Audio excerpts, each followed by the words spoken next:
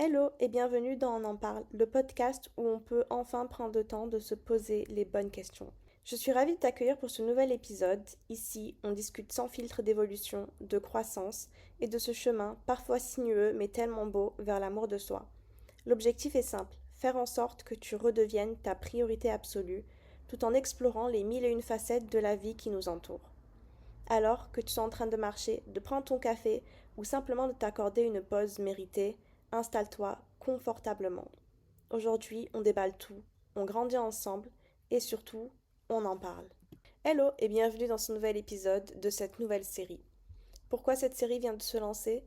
Tout simplement parce que quand on évolue, on a besoin que nos produits évoluent avec nous. Cet épisode va parler de l'image de soi, mais aussi de ce que l'image de soi vient bloquer, mais surtout de ce que ça peut apporter dès qu'on arrive à débloquer celle-ci. Quand on parle de l'image de soi, on parle beaucoup de physique, c'est le plus important, parce que c'est ce qu'on va directement renvoyer à la personne, et c'est vraiment la chose où on a vraiment du mal à s'en séparer. Pourquoi? Parce que on parle directement de nous via cette image qu'on a, que ce soit de notre corps, de notre visage, de nos cheveux, etc. Rien n'est laissé au hasard. Et au final, on se rend compte que tout simplement, on n'arrive pas à s'en détacher. On n'arrive pas à s'en détacher parce que ça fait des années qu'on nous rabâche que cette image-là qu'on nous donne est celle que on doit voir. Et au final, au plus on déconstruit ça, au plus on y réfléchit, au plus on se dit, en fait, ce n'est pas moi. On m'a dicté, on m'a donné cette image de moi qui en fait est leur image qu'ils ont de moi. L'image que j'ai de moi ne doit pas du tout être la même. Et au final, on peut pas s'en rendre compte. Au final, on peut pas s'en rendre compte. Pardon. Pourquoi? Parce qu'au final, tout en fait est chamboulé. Notre cerveau garde toutes ces informations-là et les traite différemment.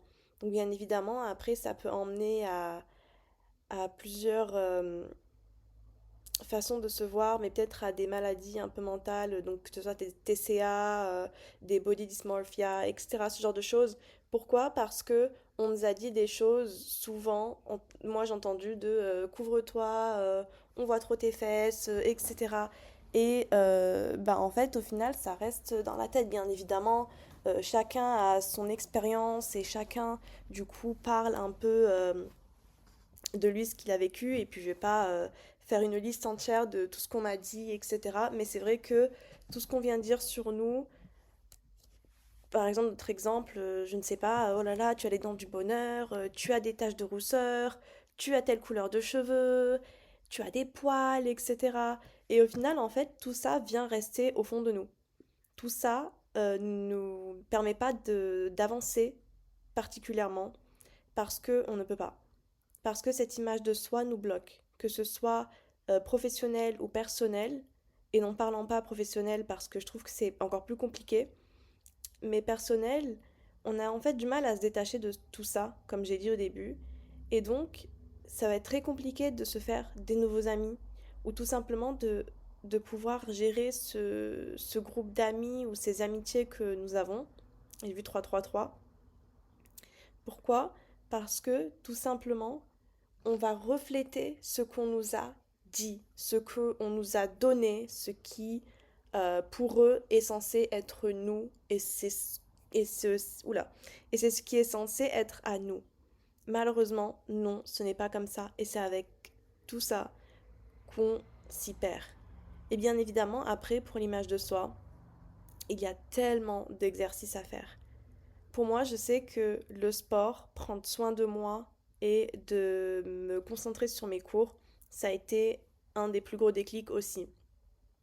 Pourquoi? Parce que je n'ai plus laissé mon cerveau se reposer. Je l'ai toujours laissé en marche afin qu'il puisse s'accrocher à quelque chose et oublier ce qu'il a traversé. Bien évidemment, après, je ne dis pas que on ne doit pas grignoter, on doit faire du sport, etc. Mais c'est vrai que de trouver un hobby qui va nous calmer par rapport à ça, ça peut être tellement bien. Et donc, en revenir par rapport à prendre soin de soi-même, d'avoir ce déclic-là, ça m'est arrivé le 2 janvier. Et on se dit, je m'étais dit au début d'année, je m'étais dit, non mais c'est sûr, c'est une nouvelle résolution. Un peu comme on dit toutes les années, non mais je vais faire du sport, etc. Et puis au final, je me suis rendu compte qu'en fait, c'était vraiment une volonté de mon corps. Mon corps en avait un ras-le-bol, littéralement. Pas seulement de l'image que j'avais de moi parce qu'elle était catastrophique, mais surtout parce qu'il fallait qu'il bouge, il fallait que quelque chose se passe, il fallait qu'il y ait du mouvement dans ma vie, et clairement, c'était impossible pour moi de rester en place. Pourquoi? Parce que maintenant, comment dire, donc je fais 1m55-57 selon les chaussures que je mets, et je faisais 81 kilos. J'avais de la rétention d'eau, mais j'avais aussi du poids pris depuis, comme ça faisait 1 an et demi que je ne travaillais plus. En fait, je me suis renfermée en tant qu'ermite, et du coup, en fait, clairement, je me suis laissée aller. Et ce n'est pas grave, attention. Mais en fait, à ce moment-là, comme j'ai dit, mon corps ne bougeait plus. Mon cerveau n'était plus, il n'était plus satisfait. Rien ne convenait à mon cerveau parce que je ne lui donnais rien à la base. Et donc, du coup, du haut de mes 1m55-57, comme j'ai dit selon les chaussures, je faisais donc 81 kilos, mais j'avais l'impression d'être large. Mais encore, ce n'est pas forcément le poids sur la balance qui n'aidait pas. C'était vraiment, comme j'ai dit, c'est mon corps qui me l'a fait ressentir. J'étais plus affalée à l'avant. J'étais tout le temps fatiguée. Je ne bougeais plus. Et au bout d'un moment, j'étais dans le mode. J'ai dit à ma mère, écoute, je crois qu'il faut que j'aille faire du sport. Oh, j'ai fait tomber mon téléphone. Et c'est vraiment à partir de ce moment-là où je me suis dit, en fait, là, tu as littéralement fatigué ton corps au plus haut point. Ne parlons pas, donc l'image de soi aussi, c'est aussi, bah, donc voilà, c'est comme j'ai dit, mentalement, etc. Tout ne se passe pas comme prévu et notre cerveau va directement mettre en place point A à B et il va être en mode, là ça va pas. Donc mentalement, ça n'allait pas trop, mais on va pas trop en parler, je vais donner quelques points. On connaît, trouver un travail, ça peut être assez compliqué, etc. Donc sans avoir de travail, sans avoir un futur connu, etc., c'est très compliqué d'avancer. Et si en plus on bloque sur que ce soit notre physique ou notre valeur, je me disais à chaque fois non, mais je vaux rien, je mérite pas ça, etc. Eh bien au final, en fait, on se retrouve à être perdu, enfermé dans ce cercle vicieux de je ne suis pas bien, je suis comme ci, je suis comme ça. Et en fait, tout ce qu'on nous a donné de ce qui est censé être nous, c'est décuplé au fur et à mesure. Et c'est vraiment compliqué. Donc voilà. Et donc, pour parler un peu de ça aussi, en fait, j'ai arrêté mon travail en juillet 2025. 2024, ça passe vite. Et donc, je n'ai plus rien fait. Je sortais à peine, etc. Pourquoi? Parce que pour moi, c'était vraiment un moment de repos. Puis j'avais eu un kyste au genou parce que je travaillais comme 20 personnes. Et donc, au final, je me suis retrouvée à me reposer, mais trop me reposer. Comme j'ai dit, pendant 1 an et demi, je n'ai quasiment rien fait. J'ai pu passer mon permis, j'ai commencé ma formation de diététique et nutrition. Donc, je trouve que j'ai fait une grande avancée. Mais tout de même, ça a été vraiment physiquement où là, mon corps était à sec, vraiment à sec. Et c'est qu'à partir de janvier 2026 où je me suis dit, attends une minute, viens on tente.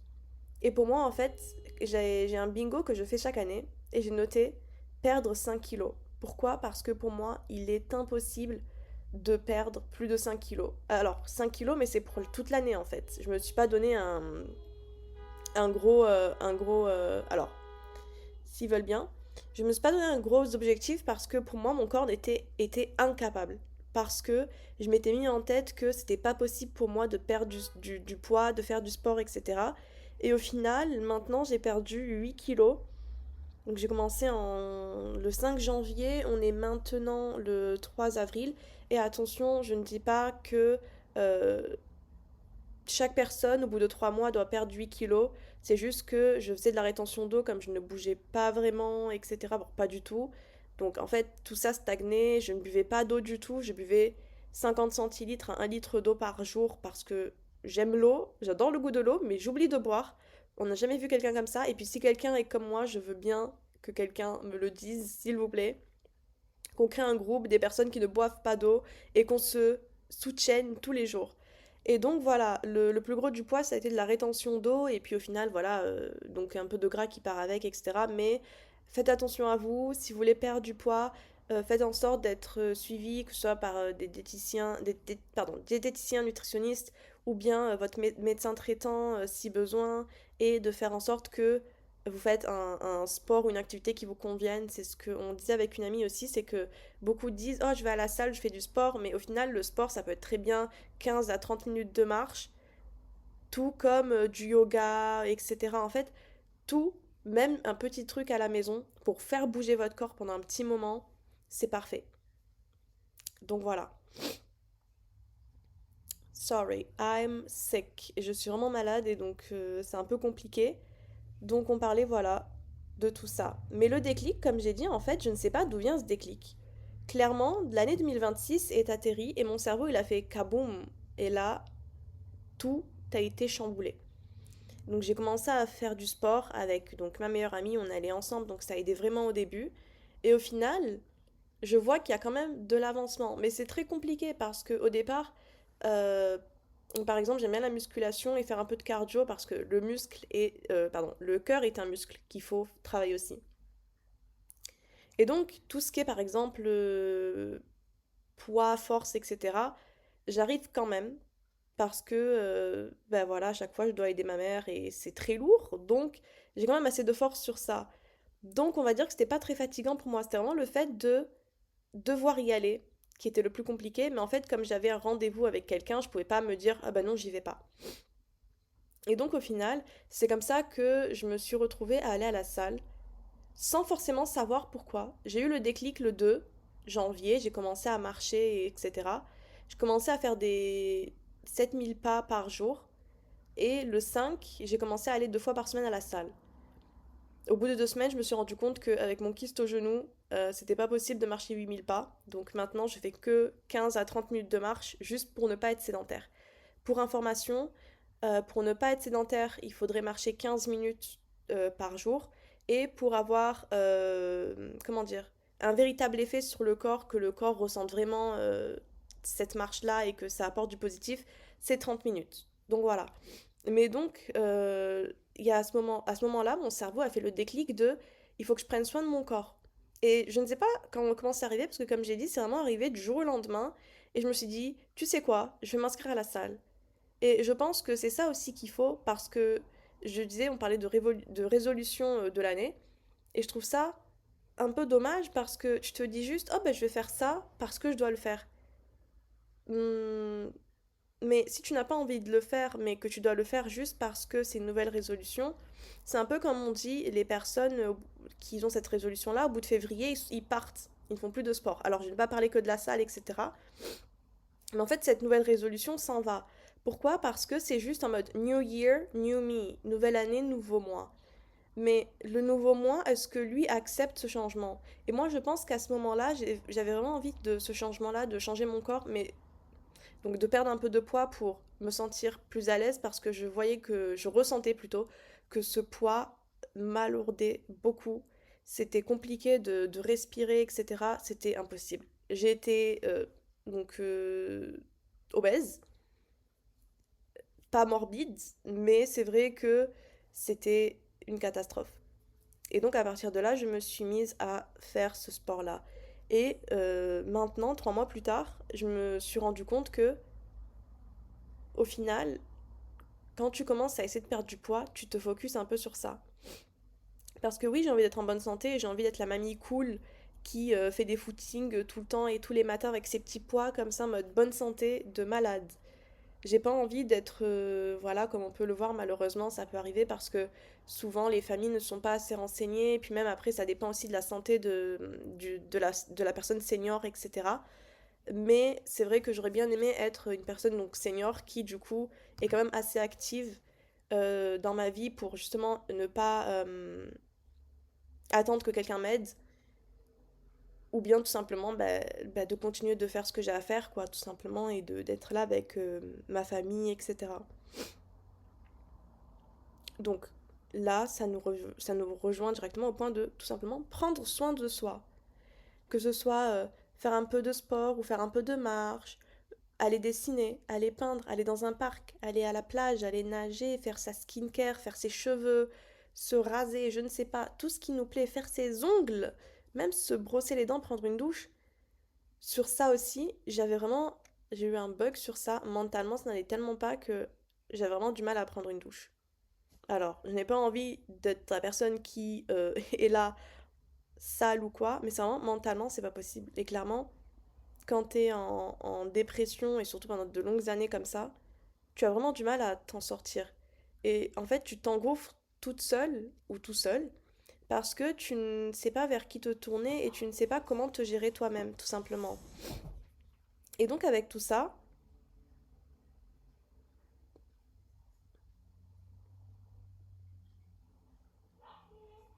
je me suis rendu compte que j'avais vraiment du mal à me coiffer les cheveux, à prendre une douche, à, à bien m'habiller ou tout simplement à sortir, comme j'ai dit. Et, euh, et tout simplement, au final, je trouve ça dommage que, en fait, on te force souvent à aller mieux. Mais ce n'est pas comme si on ne fait pas d'efforts pour aller mieux, c'est juste que souvent, c'est le déclic qui n'est pas encore là. Et attention, je ne dis pas qu'il faut forcément un déclic, etc. Souvent, c'est vrai que c'est bien d'être un peu poussé par la famille et les amis, de sortir, de faire en sorte de voir un peu les gens aussi. Mais c'est vrai que ce truc-là de se dire il faut que je prenne soin de moi, que je fasse attention, que, que je m'occupe de moi-même, eh bien en fait, ça doit venir de nous, tout simplement. Et puis le changement, maintenant. Qu'est-ce que c'est? J'adore le truc de le changement, c'est maintenant. Peut-être pas maintenant pour tout le monde, mais il y a toujours un maintenant. Que ce soit demain, dans une semaine, dans un mois, dans une année, etc. Le changement, il viendra. Ça peut être très compliqué au départ, mais au final, on se rend compte que on peut travailler sur ça, on peut trouver des solutions. Pourquoi le changement? Et quand faire ce changement? Le changement, quand? Tout simplement quand tu en as envie, comme je l'ai dit. Ça va être ton cerveau et ton cœur, ton envie à toi de vouloir changer. Parce que j'ai toujours fait en sorte d'écouter les gens, d'essayer de me changer, etc. pour les gens et pas forcément pour moi-même. Et pourtant, je savais que je sombrais et que je n'arrivais pas à remonter pour du coup être mieux dans ma peau et faire en sorte d'être tout simplement heureuse dans ma vie, même si chaque point, même si je ne suis pas arrivée à ma finalité de vie, comme on peut dire, je savais qu'il fallait que, je, que je fasse quelque chose. Mais c'est pas possible. Et le changement, c'est vraiment le truc de. C'est pas une nouvelle année, c'est pas j'ai tel âge, j'ai fêté mon anniversaire, c'est maintenant. C'est quand est-ce que je me sens de faire ce changement. Pourquoi? Parce que le changement aussi peut faire vraiment peur. Mentalement, le changement, c'est notre ennemi. Mais en même temps, le changement, il est là pour notre bien aussi. Mais en fait, on le voit comme un ennemi, comme j'ai dit, parce qu'on en a peur. On en a peur. On réfléchit tous les jours et on en pleure. Parce que le changement fait vraiment peur. On se dit, mais est-ce que je vais y arriver? Pourquoi je dois faire ça? Et si? Et ça? Mais comment? Etc. Et en fait, mentalement, déjà que de base c'est compliqué, on fatigue, on fatigue, on fatigue, on fatigue. Le nombre de jours où j'étais restée clouée dans mon lit et que je dormais jusqu'à 14 heures parce que mentalement c'était fatigant, que je pleurais tous les soirs, c'était compliqué. Honnêtement, ce que j'ai fait, c'est que j'ai les petits recordings sur le téléphone que dès qu'il y a quelque chose qui va pas ou que j'ai envie de parler, hop, je l'enclenche. Et souvent, je parle pendant 10 minutes, 30 minutes, 1 heure. Il y en a même qui vont jusqu'à 3 heures. J'en ai 65. Je ne sais pas ce que je vais en faire, mais je vous conseille de faire ça si vous n'avez pas forcément quelqu'un pour vous écouter, etc. Ça peut être très bien. Après, bien évidemment, si vous avez l'occasion d'aller voir un psychologue ou toute personne professionnelle, ça peut être très bien aussi. Mais si vous n'en avez pas besoin, que vous n'êtes pas à un haut niveau de, comment dire, de malaise, je pense que pouvoir parler avec quelqu'un, même si c'est que nous et qu'on ne peut pas se répondre parce que c'est juste un enregistrement audio, je pense que ça peut faire vraiment du bien et que ça peut clairement aider un peu plus, tout simplement. Et maintenant, quoi? Pourquoi? Maintenant que j'ai choisi ce changement, pourquoi cette idée-là m'est venue dans ma tête? Pourquoi mon cerveau m'a planté cette idée-là de changement? La question maintenant, c'est est-ce que avec ce changement, un plan a été créé? Est-ce qu'il y a une envie qui a émergé? Donc moi, je sais que c'était l'envie d'être en meilleure santé, mais aussi d'essayer de figure out, de savoir un peu ce que je veux faire dans ma vie. Pourquoi? Parce que comme j'ai dit, depuis des années, en fait, on nous dit depuis le collège, ah bah tu veux faire quoi? Eh bien je sais pas.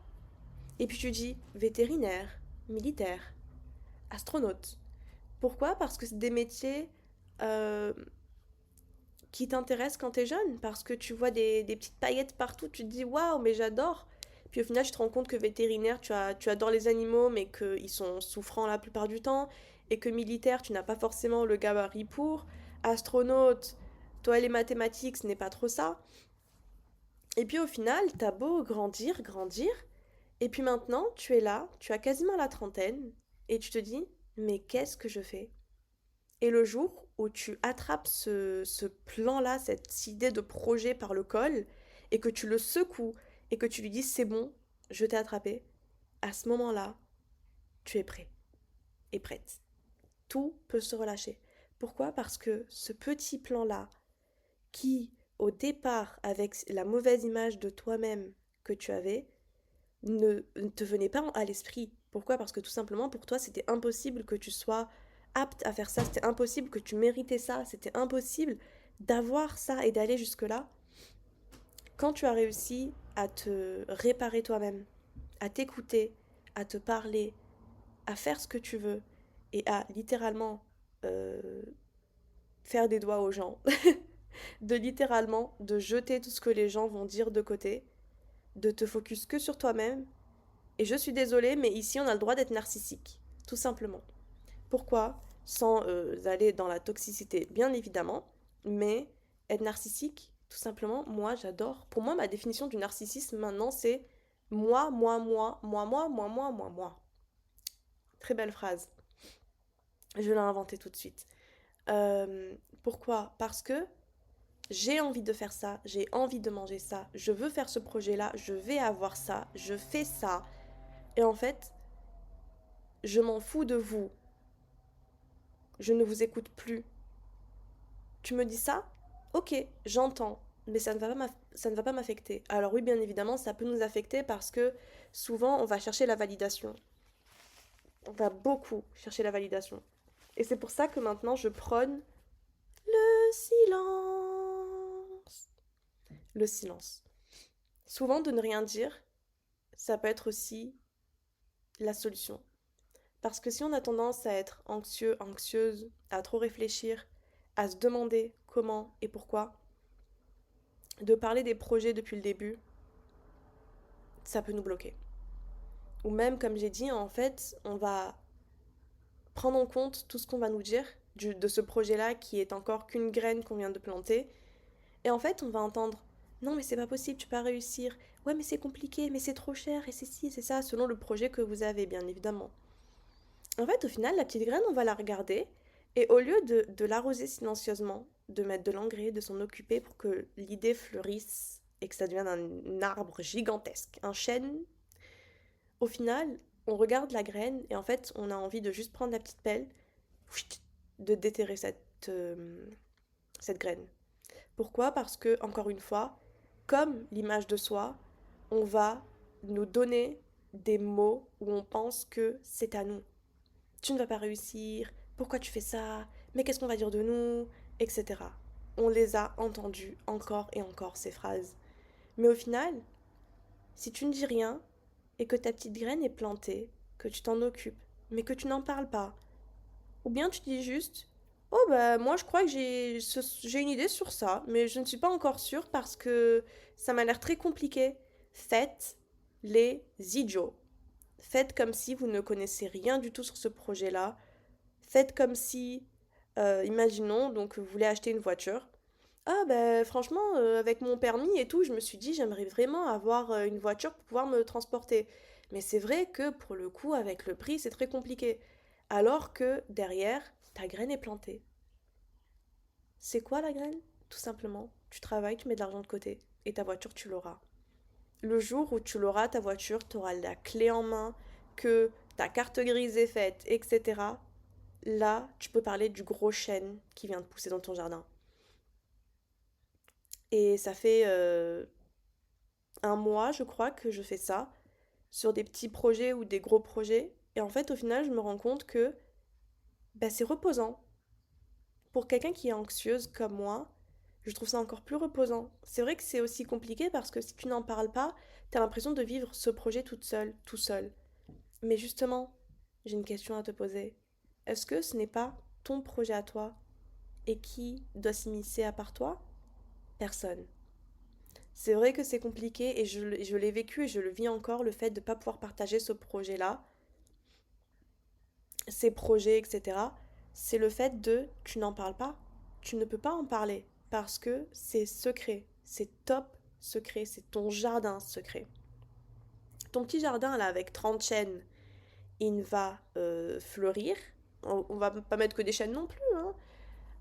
Après, on a beaucoup d'ombre, mais c'est ton jardin à toi. Évite de le montrer que quand tu as la finalité. Parce que si tu dis, ah bah je veux acheter une voiture, j'ai repéré une voiture, je mets de l'argent de côté, j'ai beaucoup remarqué que quand tu parles d'un projet, le projet va ralentir. Alors, est-ce que c'est une vérité absolue? Je ne sais pas forcément. Mais pour moi, en tout cas, j'ai vraiment eu ce truc-là de, maintenant que j'en parle plus, j'ai le temps de faire ce projet. Je n'ai pas envie de, par exemple, dire, oh ben je vais acheter une voiture, et puis au final, la voiture elle est pas là, et on va me poser la question, alors la voiture, et ça, alors qu'il n'y a pas de voiture au final. Ah bah non, bah au final ça s'est pas fait. Je suis vraiment triste. Et vraiment, pour le coup, c'est assez dommage. Désolée, j'ai cru que j'entendais quelqu'un avec des clés, j'ai eu peur, je me disais qui essaie de rentrer chez moi. Mais je pense que c'est le chat qui joue avec quelque chose. Et donc voilà.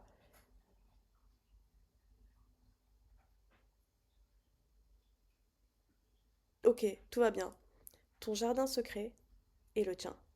Personne ne doit y avoir accès jusqu'à ce que toi, tu en aies envie. La porte de ce jardin secret, c'est toi qui as les clés. Personne ne peut entrer.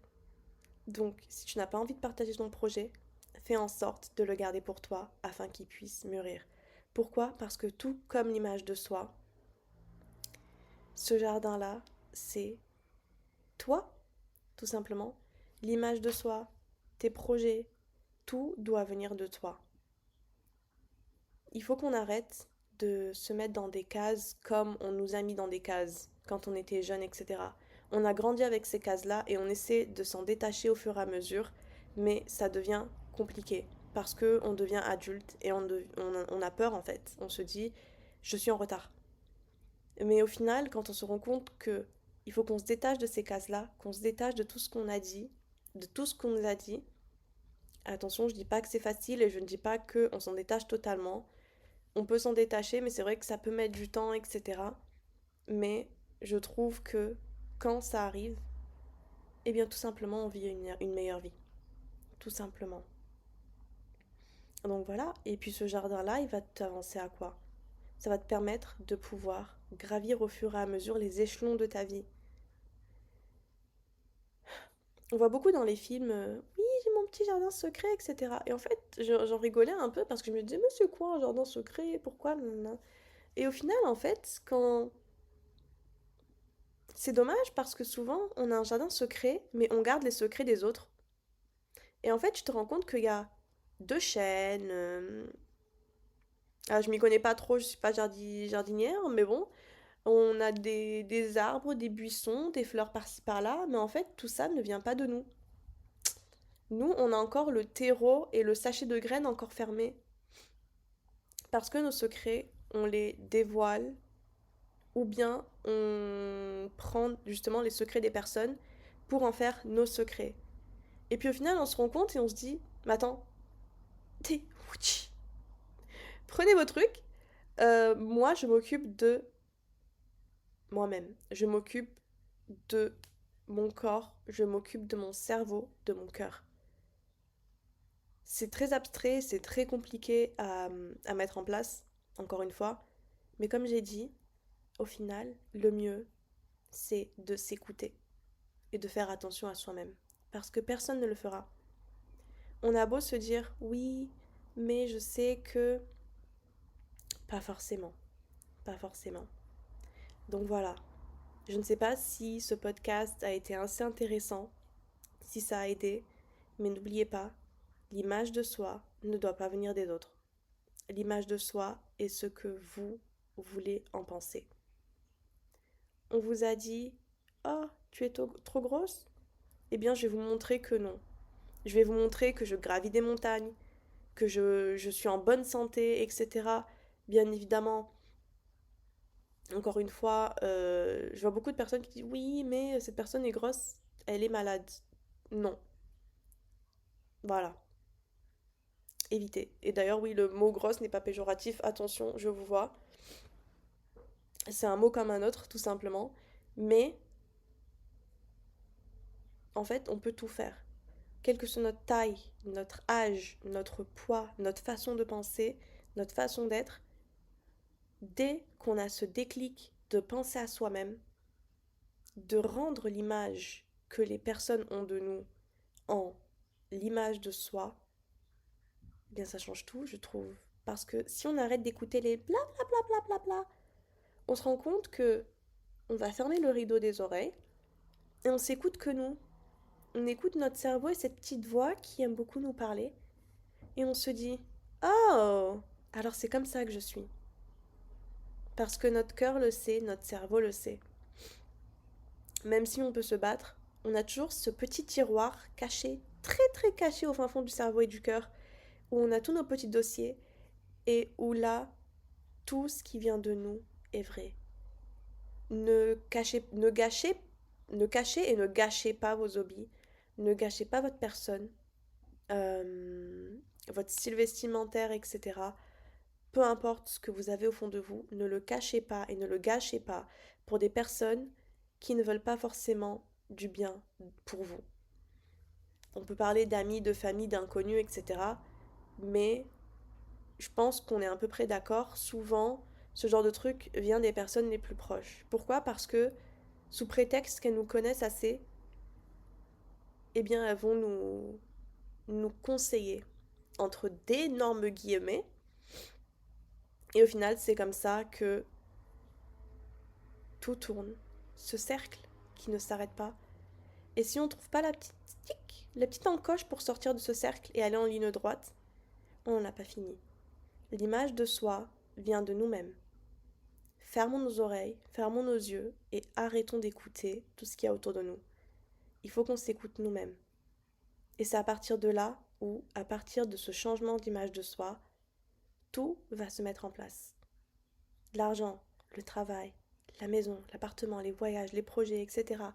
Tout ce qu'on a en tête va se mettre en place à partir du moment où on se débloque nous-mêmes. Et comme j'ai dit, je l'ai vécu. J'ai réussi à remettre mon corps en marche, ce qui a fait refonctionner mon cerveau et qui m'a réveillée. Mon corps et mon cerveau étaient à plat tous les deux.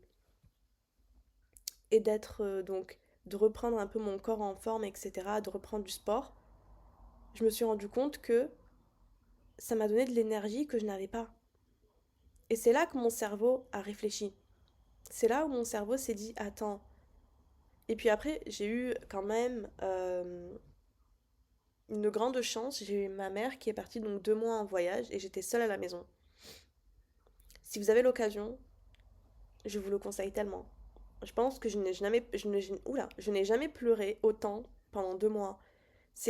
Je pleurais soit tous les jours dans une semaine, soit 3 jours dans une semaine. Et en fait, tout le temps, c'était comme ça. Pourquoi? Parce que comme j'ai dit dans mes enregistrements sur mon téléphone, je parlais, je parlais, je parlais et je mettais mes idées en place. Et même si je n'ai pas réécouté les audios, je pense qu'un jour, il faudrait que je le fasse, mais je me connais, j'aurais un peu... ouh, 3 heures par enregistrement, ça peut être un peu beaucoup. Mais d'être seule et d'avoir, comme j'ai dit, de fermer ses oreilles, de fermer ses yeux. Moi, ça a marché parce que ma main n'était pas là. Et c'est vrai que quand tu es seule pendant une longue période, là, tu arrives à te concentrer. Là, tu arrives à savoir qui tu es vraiment.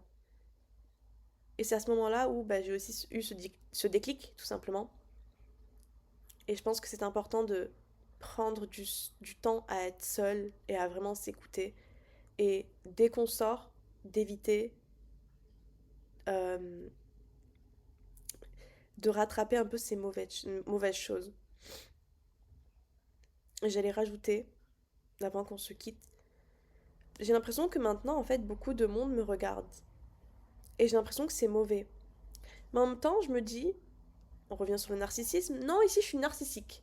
Voilà, j'ai la grosse tête, aussi grosse que la lune, personne peut me l'enlever. Et en fait, je me dis, mais me regarde, est-ce que j'ai mon style qui est bizarre et tout? Non. Encore une fois, c'est parce que l'image que les gens ont de moi, qui m'ont donnée, je l'ai gardée en moi et je me suis dit, c'est moi le problème. Et si tout simplement, c'était pas ma tenue, mon maquillage, mes cheveux le problème, c'était juste qu'en fait, je suis belle. Tu es belle, tu es beau. Et ça attire le regard. Sois toi-même, et cette lumière, soit le soleil. Dès que tu rentres dans la pièce, illumine-la. Souris, sois heureux, heureuse dans la vie. Et là, tu verras que les gens vont te regarder beaucoup plus. Peut-être que ça va être des personnes qui vont être jalouses de toute cette lumière que tu apportes. Mais je pense que on a besoin d'être cette lumière. On a besoin de se retrouver nous-mêmes. On a besoin de retrouver notre véritable image de soi. Voilà, tout simplement. La seule chose que j'ai à redire pour cette conclusion, c'est lance-toi. La peur, c'est ta motivation.